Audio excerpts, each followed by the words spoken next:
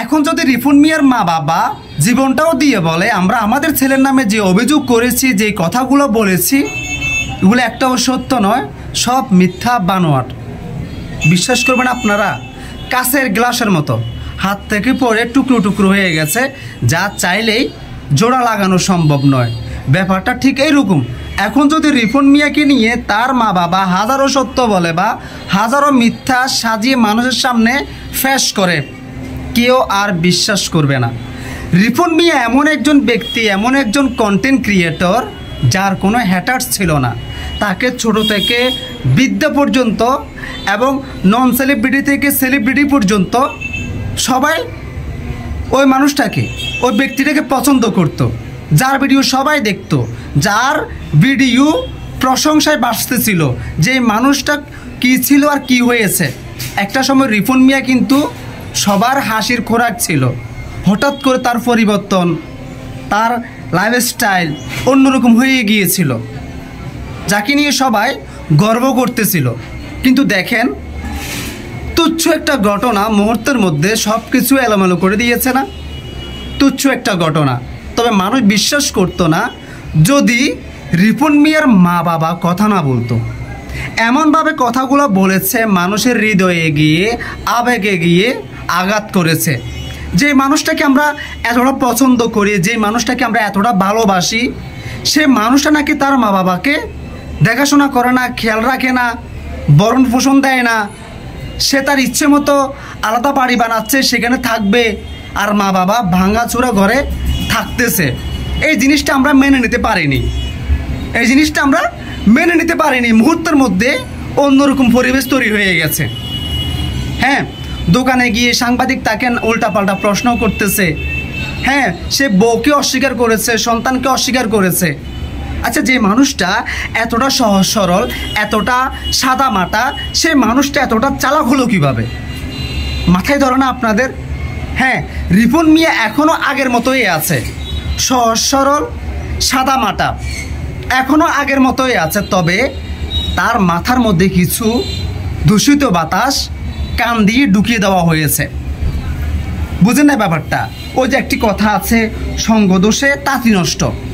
আপনার সঙ্গ যেমন হবে, আপনিও ঠিক ওই রকম একটি রূপ ধারণ করবেন। ব্যাপারটা বুঝেন নাই? রিপন মিয়া তো সাধারণ ছেলে, গরিব ঘরের সন্তান, কাঠ মিস্ত্রি। হ্যাঁ, সে এত কিছু বুঝে না, অক্ষর জ্ঞান নাই, লিখতেও জানে না, পড়তেও জানে না। তার একজন ম্যানেজার আছে যে তাকে পেছন থেকে সাপোর্ট করেছে, তাকে আজকের এই রিপন মিয়া হিসাবে তৈরি করেছে। সে তাকে শিখিয়ে দিয়েছে কিভাবে চলতে হবে, কি করতে হবে। সে বিয়ে করেছে এটা যাতে স্বীকার না করে। হ্যাঁ, তার পরিবার থেকে গাফল হয়ে গেছে কান পড়ার কারণে। সেও মনে করেছিল আসলে তো সত্য। হ্যাঁ, তাকে এমনভাবে বুঝানো হয়েছিল, সে এগুলোকে রিসিভ করেছে। যদি তুমি সব কিছু ইজিতে মানুষকে দিয়ে দাও, তাহলে তুমি সস্তা হয়ে যাবে। যদি তুমি বিয়ে করেছো এটা জানাও, তাহলে তোমার ভিডিও এখন থেকে আর কেউ দেখবে না। কত মানে জঘন্য এবং নিম্ন মানের কথাবার্তা, একটু চিন্তা করেন। তো যাই হোক, গতকালকে একটি প্রতিবেদন দেখেছি সময় টিভিতে, প্রায় 35 মিনিট সম্পূর্ণ ভিডিও দেখেছি। সেখানে সম্পূর্ণ ঘটনা আমরা শুনেছি। রিপন কেন এই ধরনের কথাবার্তা বলেছে, আসলে কি সে তার পরিবারের খোঁজখবর রাখে না, আসলে কি সে বিয়ে করে নাই, সে সেখানে সব কিছু তুলে ধরেছে, যা তার স্পষ্ট সে আগের মতোই আছে। আচ্ছা ভাই বলেন তো, কোন পরিবারে, সে গরিব হোক, ধনী বা মধ্যবিত্ত, কোন পরিবারে টুকিটাকি সমস্যা নাই? আমরা অনেক সময় মা বাবার সাথে রাগ করে আমরা মা বাবাকে অনেক মন্দসন্দ বলি না? হ্যাঁ, আজকে থেকে পরিচয় দিব না, আজকে থেকে আমি, আমার মা বাবা নাই, আমি পিতা মাতাহীন, আমি অনাথ। হ্যাঁ, আমরা অনেক ধরনের কথাবার্তা বলি না? এখন তো মুখ দিয়ে আসতেছে না, অনেক ধরনের কথাবার্তা বলি আমরা যখন রাগ করি, যখন আমাদের সেন্টিমেন্ট গরম হয়ে যায়। আমরা কখন স্ত্রীদেরকে অস্বীকার করি?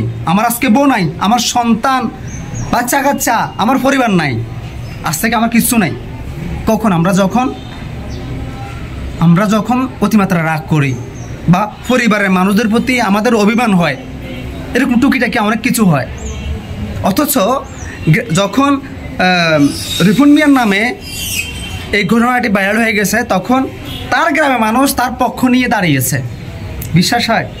তার মা বাবা যে সন্তানকে নিয়ে অভিযোগ করেছে, হ্যাঁ, যে ভরণ পোষণ দেয় না, সেই মা বাবা রিপনকে বহু আগে ঘর থেকে বের করে দিছে। কেন বলেন তো? কারণ একজন বেকার ছেলেকে তারা আর খাওয়াতে পারবে না। এর মধ্যে ওই পরিবারটা খুবই কষ্টে ছিল। শুধু ওই পরিবার না, সে যদিও সব দিক থেকে ঠিকঠাক থাকলেও কোনো যুবক ছেলেকে কর্ম করতে পারবে এমন ছেলেকে কোনো মা বাবা কাঁধের উপর বহন করতে পারে না। যদি এর মধ্যে যদি সে বিয়েও করে ফেলে, বউকে নিয়ে, সন্তান নাতি নাতকুরকে নিয়ে মা বাবা বহন করবে, ভরণ পোষণ দায়িত্ব নেবে ভাই, তাহলে তো আপনি তো মনে করেন যে রাজার হালতে মনে করেন যে আপনি বসবাস করবেন, আপনার কপালটাই কপাল। বুঝেন না ব্যাপারটা? তো যাই হোক, সব কিছু সে, তার মা, তার ভাবি সব কিছু সময় টিভির যে প্রতিবেদন সেখানে তুলে ধরেছে। তার মা বলেছিল রাগের বশত, ছেলের প্রতি একটা রাগ ছিল, রাগের বশত এমনটা করে ফেলেছে। আর রিপন মিয়া যে ভাবি, তার ওয়াইফকে যে আমরা বলতেছি বর্তমানে ওয়াইফকে ভাবি বানিয়ে ফেলেছে, ওইখানে সংবাদ সংগ্রহের সময় উপস্থিত তার ওয়াইফও ছিল, তার ভাবিও ছিল। বুঝতে পেরেছেন? তো শুরুতে সে বুঝতে পারে নাই, তো পরবর্তীতে সে বিয়ের কথাটা অস্বীকার করেছে যে হ্যাঁ আমি অস্বীকার করেছি, কারণ আমি চাই না আমার ওয়াইফকে মানুষের সামনে আনতে, আমি আমার পরিবারকে মানুষের সামনে আনতে আমি বিয়ে করেছি, এটা বললাম, আপনাদেরকে জানাতে হবে। ব্যাপারটা সে এইভাবে বলেছে। তো যাই হোক, আজকে তুচ্ছ একটা ঘটনাকে কেন্দ্র করে তার পুরো পরিবার মিডিয়ার সামনে আপনারা দেখতে পেয়েছেন। খুশি হয়েছেন না? তো যাই হোক, আমরা রিপন মিয়া সেলিব্রিটি হওয়ার পর থেকে সে আহামের কিছু করতে পারেনি, অথচ আমরা যদি হিসাব করি সে যে পরিমাণে ভাইরাল হয়েছে, যে পরিমাণে মানুষ তার ভিডিও দেখে, যদি ওটা হিসাব করে সে এতদিনে লক্ষ লক্ষ টাকার মালিক হওয়ার কথা, অথচ সে সামান্য 3 সিটের একটি বিল্ডিং বানাচ্ছে, 7 ফিটানো না, কয়েক রুমের 3 সিটের একটি বিল্ডিং, উপরে টিন, নিচে এরকম এরকম, উপরে তো এখন পাখা, হ্যাঁ এরকম। সেই ঘরটাও এখনও কমপ্লিট হয় নাই, তাও আবার ওই ঘরটা কেউ স্পন্সর করেছে, স্পন্সরের মাধ্যমে সেটি হচ্ছে, এবং কি শ্রমিকদের বেতন, খাবার দাবার সব রিপন মিয়াকে বহন করতে হচ্ছে। তার মানে কি এখানেও রিপন মিয়াকে ঠকানো হচ্ছে। কে ঠকাচ্ছে? তার ম্যানেজার সজীব। এখন সজীবেরও অবদান আছে রিপন মিয়ার প্রতি, যেহেতু তাকে পেছন থেকে ট্যাকেল দিয়েছে, সাপোর্ট দিয়েছে, আজকে এই রাস্তায় এনেছে, এই পথে এনেছে, এই পর্যন্ত এনেছে। কিন্তু সে সজীব রিপন মিয়াকে কিন্তু তার ন্যায্য পাওনা, ন্যায্য অধিকার ওগুলো দিচ্ছে না। সে যেটা পাওয়ার যোগ্য তাকে সেটা দিচ্ছে না। 10 লক্ষ টাকা পেলে তাকে হয়তো বা 2 লক্ষ টাকা দিচ্ছে, 8 লক্ষ টাকা তার পকেটে ঢুকাচ্ছে। এটা আমার শিওর না, আমি ধারণা করতেছি।